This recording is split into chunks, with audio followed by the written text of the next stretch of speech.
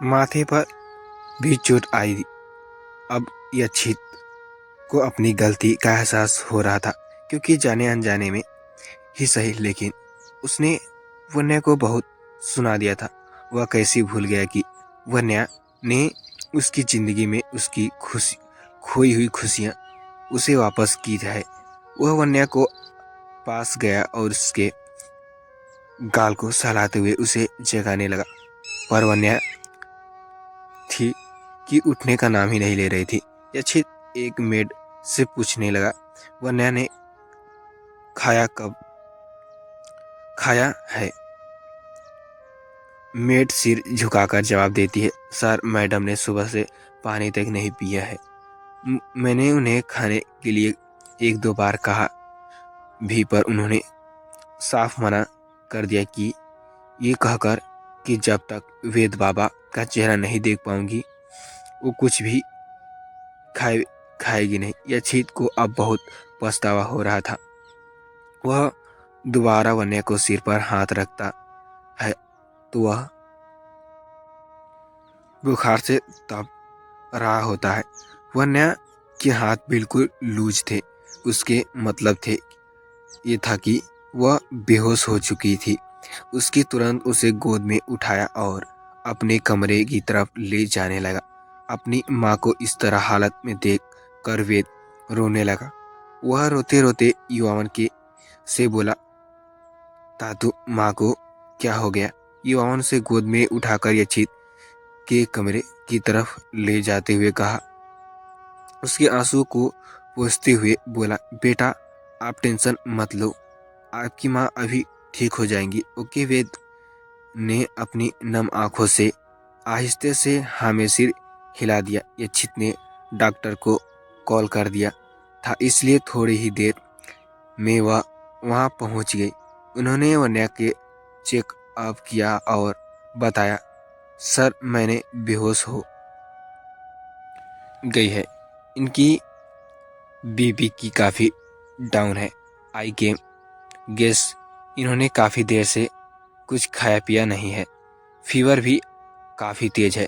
मैंने इन्हें इंजेक्शन दे दिया है, जिससे थोड़ी देर में इन्हें होश आ जाएगा। मेडिसिन की पर्ची यक्षित की तरफ देते हुए बोली, ये कुछ मेडिसिन है, इन्हें टाइम से टाइम देते रहिए, जिससे यह जल्दी रिकवर हो पाए। साथ में इनके डायल का भी ध्यान रखिए। अभी मैं जैसे ही इन्हें होश आए उन्हें खाना खिला दीजिएगा। यक्षित ने हाँ में सिर हिलाया और वहाँ से जाने लगी। वेद अपनी भीगी आंखों से अपनी डैडी के पास आया और अपनी मुरझाई सी आवाज से बोला, डैडी, माँ को क्या हुआ है?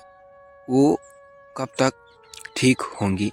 डैडी, मुझे माँ से बात करनी है, प्लीज इन्हें उठने के लिए बोलो ना।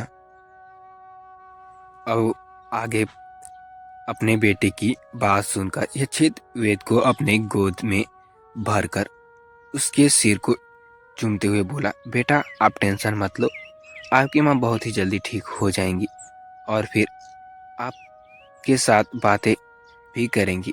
ओके? वेद अपनी डैडी की गोद में बैठा हुआ अपने छोटे छोटे हाथों से वन्या के सिर को सहलाते हुए उसके स्पेशल से वन्या को होश आने लगता है। थोड़ी देर में वन्या अपनी आंखें खोलती है। उसे अपने सामने वेद का चेहरा नजर आता है। वह झट से उससे बैठती है और वेद को अपने बाहों में भरकर उसके सिर को किस करते हुए रोते हुए बोली, मेरे बच्चे कहाँ चले गए थे? आपको पता है, आपकी माँ की जान निकल गई थी। वेद वन्या के चेहरे को अपनी हथेलियों से भरने की कोशिश करते हुए उसके आंसुओं को पोंछ लेता है और बोलता है, मत लोइए माँ, देखिए मैं आ गया हूँ और आपके पास हूँ। वन्या एक बार फिर नम आंखों से साथ वेद को अपने बाहों में कस लेती है। थोड़ी देर तक दोनों यूं ही रहते हैं। फिर यक्षित वेद के सिर को सहलाते हुए बोला, बेबी, अभी आप चाचू के साथ अपने कमरे में जाओ और ओके, माँ बीमार है तो उन्हें रेस्ट करने दो। वन्या वेद की हाँ में सिर हिलाया और अपने युवावन चाचू के साथ अपने कमरे की तरफ चला गया। उसके जाते ही अक्षित ने मेड की लाया खाने की प्लेट वन्या के पास रखकर उसने एक बाइट वन्या के तरह बढ़ाते हुए बोला, खाना खा लो। वन्या ने अपनी नम आंखों के साथ एक नजर अक्षित को देखा, फिर दूसरी तरफ देखते हुए बोला, मुझे भूख नहीं है। अक्षित अपनी बात सुन जोर देते हुए बोला, भूख नहीं है, फिर भी चुपचाप खाओ, तुम्हें अभी मेडिसिन लेनी है। वन्या उसकी तरफ देखे बिना बोली, आपको मेरी फिक्र करने की कोई ज़रूरत नहीं है। मैं मर भी गई तो क्या होगा, क्योंकि और आ जाएंगे वेद की माँ बनने के लिए। वन्या की इस बात से अक्षित का पारा चढ़ गया, पर वन्या ने कुछ गलत भी तो नहीं कहा था। सुबह अक्षित ने वन्या से अनजाने में ही कर रहा था तो कि वह इस घर में सिर्फ वेद की वजह से है, वरना तो सिर्फ वही कर रही थी। अक्षित ने अपनी गुस्से में काबू में कर लिया, क्योंकि अभी वन्या की तबीयत ठीक नहीं थी और वह वन्या पर गुस्सा करना चाहता था। वन्या ने अक्षित के हाथों को प्लेट ले लिया और अपनी नम आंखों के साथ खाना खाने लगी। खाते वक्त वह आंसू भी बह रही थी। ये देखकर अक्षित को बहुत बुरा लग रहा था। पहली बार वह अपने किए पर इतना पछता रहा था। वह समझ गया कि उसके उस ऑर्डर से वन्या बहुत हर्ट हुई है। वन्या की आंखों के एक एक आंसू अक्षित के सीने को चीरने का काम कर रहे थे। उसे महसूस हो रहा था कि वन्या के डैड ने उसे बहुत रुलाया है और उसने भी आज वही कर दिया। ये सोचकर कि उसका दिल बैठ जा रहा था। उसे महसूस हो गया था कि उसकी वाइफ आज खुद को बहुत अकेला महसूस कर रही होगी, क्योंकि उसने भी तो आज उसे इस घर से अपनी जगह बता दी थी। अक्षित को पता था कि वन्या का जगह उसके दिल में है, पर अनजाने में ही सही उसने वन्या का दिल दुखा दिया था। उसने आज एक बार फिर उसे तोड़ दिया था। वन्या ने जैसे तैसे खुद को संभालते हुए खाना खाया, क्योंकि वह किसी को अपनी वजह से परेशान करना नहीं चाहती थी। खाने के बाद अक्षित ने उसे दवाई दे दी। वन्या ने जल्दी से नुकर नहीं करते हुए चुपचाप वो दवाइयाँ खा ली और बेड के एक कोने में सिमट कर सो गई।